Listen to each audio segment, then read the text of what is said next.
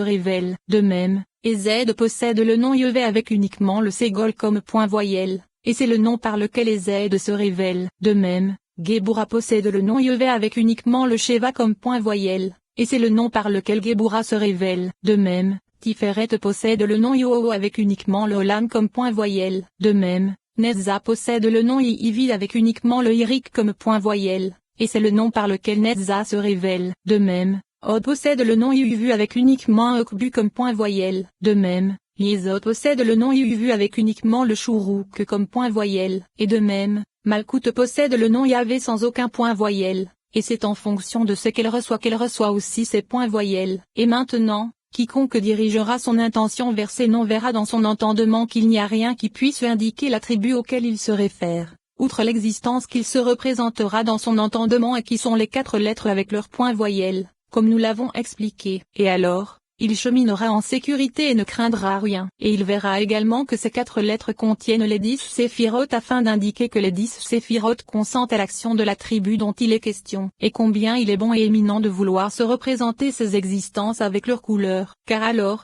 la prière s'élève assurément plus haut. Et nous avons appris qu'il n'y a rien dans ce monde qui puisse concevoir l'action de cet attribut, outre sa couleur spécifique. Et puisque les différentes couleurs ont été présentées dans la section sur les couleurs, nous n'allons pas les expliquer ici. Voilà que lorsque l'on veut diriger son intention, cette porte se trouvera devant l'étudiant. Et grâce à cela, on ne craindra pas de s'égarer à propos de l'une des 3 choses que nous avons mentionnées dans ce chapitre. Et outre cela, les conditions traitant de l'intention seront expliquées dans un chapitre individuel, avec l'aide de Dieu. Chapitre 3. L'objectif de ce chapitre est d'expliquer le principe de l'intention que l'on doit avoir afin de propager les choses spirituelles depuis les degrés supérieurs vers les lettres de ce que l'on prononce, afin que ces lettres puissent s'envoler jusqu'à ce degré supérieur et ainsi accélérer la demande qui est faite. Le sens en est que la vapeur qui sort de la bouche de l'homme n'est rien d'autre que ce qu'elle est, comme nous l'avons expliqué dans les sections précédentes. En vérité, il s'agit de la spiritualité qui vient à l'existence à partir de la vapeur qui sort de la bouche de l'homme. Et cette spiritualité nécessite une force pour faire s'envoler les demandes et élever les lettres jusqu'au degré qui sont son objectif. C'est le principe de l'intention qui permet de prodiguer la force afin que grâce à cette force les lettres s'élèvent et se retournent à l'emplacement de la hauteur du monde et qu'elles accélèrent l'objet de la demande. En vérité, il est bon de savoir que la mention des appellations n'est pas identique à celle du nom de 4 lettres puisque l'intention qui l'habite se dirige toujours vers les existences, comme nous l'avons expliqué plus haut. Le sujet en est que lorsque l'homme mentionne le nom de 4 lettres, il est bon qu'il dirige son intention vers l'essence des séphirotes et vers leur spiritualité intérieure qui servent de vêtements à l'essence se propageant depuis l'Ensoft. Mais lorsque l'on dirige son intention vers les appellations, alors on définit dans son entendement une séphira par l'aspect particulier se référant à cette séphira puisqu'elle contient les 10 séphirotes rappelées par les 4 lettres du nom, et ce sont les branches de cette séphira, comme cela est expliqué plus haut, puisqu'elle s'unit aux 10 séphirotes, grâce aux 10 branches. Et il s'agit du lien et de l'union des séphirotes comme nous l'avons expliqué dans la section sur l'essence et la gouvernance. Et puisque le Rashbi, qu'il repose en paix, a expliqué le nom de 4 lettres par une séphira spécifique, cela se réfère de façon générale aux 10 racines et avec l'éveil des particularités de cette séphira. Il est également bon de savoir qu'en mentionnant l'une des appellations, il faut savoir à quel aspect des séphirotes cette appellation se réfère, comme nous l'avons expliqué dans la section sur les appellations et dans la section sur l'arrangement des appellations. Et grâce à cela,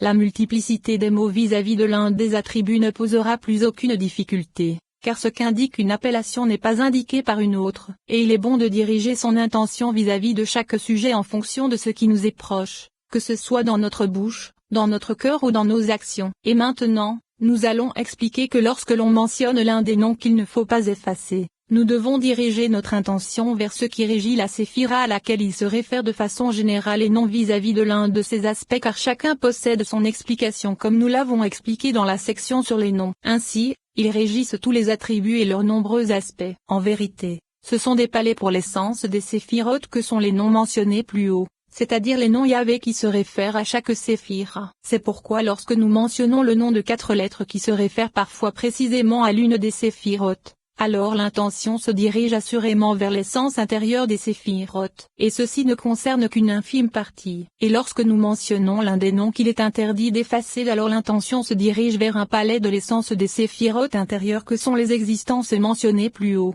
Mais il s'agit des séphirotes de façon générale. Et lorsque l'on mentionne l'une des appellations, alors ceci se réfère assurément aux aspects qui sont rassemblés dans chaque séphiras en fonction de cette appellation. Et ceci dépend des particularités des mots. En vérité, dans chaque prière il faut diriger le son vers Tiferet et la parole qui est l'articulation des mots vers Malkout, Yahvé et Adonai, et ainsi les unir ensemble. Car alors, quiconque prononce avec le son et la parole ensemble comprendra toujours le nom Yadonai qui se réfère à l'union. Ainsi, chaque fois que l'on voudra se référer à l'union, on dirigera son intention vers ce nom. De plus, on dirigera son intention vers le fait que le son et la parole contiennent le feu, l'eau et l'air qui sont Ezed, Géboura et Tiferet, car c'est grâce à elle que se fait l'union. Car le son qui est émis est composé de feu, d'eau et d'air, comme cela a été expliqué dans l'arrangement des appellations. Et après avoir dirigé son intention vers l'union lors de la prière avec le nom de l'union, on ne tombera pas aux mains de l'iniquité. Et il est bon de diriger son intention lors de chacun des noms de 4 lettres vers le nom de 12 lettres que nous avons expliqué dans la section sur les particularités des noms. Et il est également bon,